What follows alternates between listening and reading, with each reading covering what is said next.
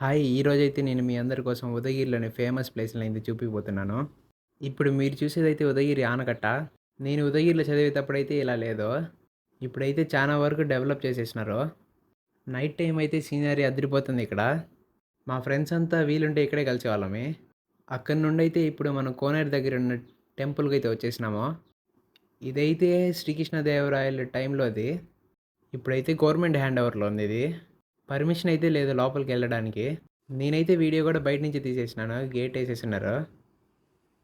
ఇక్కడ వ్యూ అయితే చాలా బాగుంది. టెంపుల్కి కూడా తాళాలు వేసి ఉన్నారు. కానీ లోపల లైట్ మాత్రం వెలుగుతూనే ఉంది. ఇప్పుడైతే పూజలు జరుగుతున్నాయో లేదో తెలియదు నాకు. అప్పట్లోనే ఉదయగిరిలో 10-20 టెంపుల్స్ అయితే ఉండేవంట. రాళ్ళకు నాటు కూడా చూడొచ్చు, చాలా బాగానే ఉంది. ఎప్పుడు ఇక్కడైతే కాపలా వాళ్ళు ఉంటారు. ఇంకా నెక్స్ట్ అయితే అక్కడ నుండి కోనేరుకి అయితే బయలుదేరిపోయాను. మధ్యలో పెద్ద డిస్టెన్స్ అయితే ఏముండదు. మనమైతే ఇప్పుడు అక్కడికే వెళ్ళబోతున్నాము. అన్ని ప్లేసులు అయితే ఒక వీడియోలో కవర్ చేయలేను. అందుకని 2-3 అయితే ప్లాన్ చేసి ఉంచాను. ఇదే ఉదయగిరిలో ఉండే కోనేరు.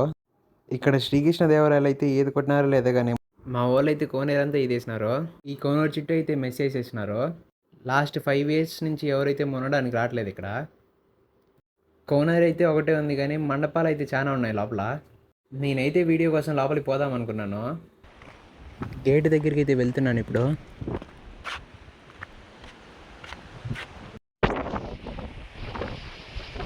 కోనేరు లోపల అయితే ఇప్పుడైతే ఫుల్ అయితే వాటర్ ఉన్నాయి.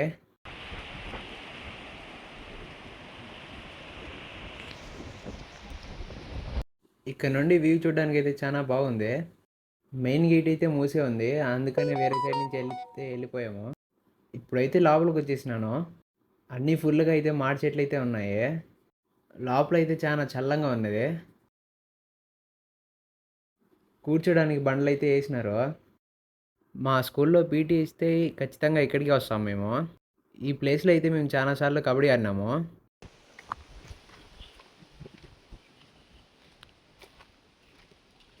అప్పట్లో ఆల్మోస్ట్ గుళ్ళన్నీ ఇలాగే ఉండేవంట. ఇలాంటివన్నీ చూసినప్పుడే ఓల్డ్ ఈజ్ గోల్డ్ ఆర్కిటెక్చర్ అన్నీ గుర్తొస్తాయేమో.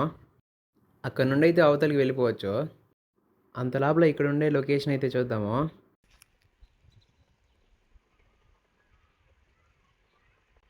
ఇన్ని స్తంభాలు ఎప్పుడు చేసినారో మరి. ఇదైతే చూడడానికి కళ్యాణ మండపం మాదిరి ఉంది. మళ్ళీ రిటర్న్లో అయితే ఇక్కడికి వద్దాము. ఇక్కడ నుండి అయితే కోనేరు దగ్గరికి తీసుకుపోతాను. మొత్తం ఇక్కడైతే 2 బ్లాక్లు అయితే ఉన్నాయి.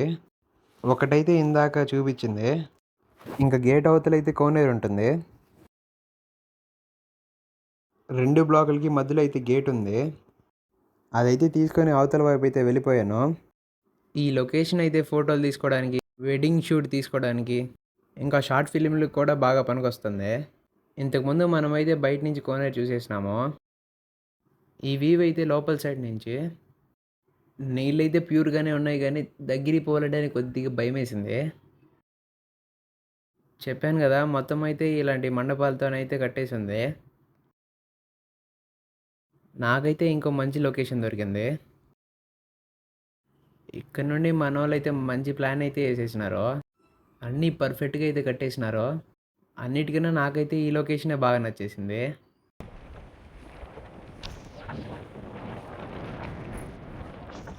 ఇంకా అక్కడ నుండి అయితే మళ్ళీ రిటర్న్ వచ్చేసాను. నాకైతే ఇది చూడడానికి కళ్యాణ మండపం మాదిరే ఉంది. కరెక్ట్గా అయితే నాకు కూడా తెలీదు. దీని స్ట్రక్చర్ కూడా చూడండి, మన వాళ్ళు అయితే భలే డిజైన్ చేసేసారు. ఎప్పుడో పాత సినిమాలు అయితే చూసినాడు ఇలాంటి లొకేషన్ నేను. ఇక్కడ డ్రోన్ విజువల్ అయితే అదిరిపోతుంది. ఈ ప్లేస్లోనే మేము గేమ్స్ అన్నీ ఆడేవాళ్ళము. ఇంకా ఫైనల్గా ఇక్కడి నుంచి అయితే వెళ్ళిపోతున్నాను.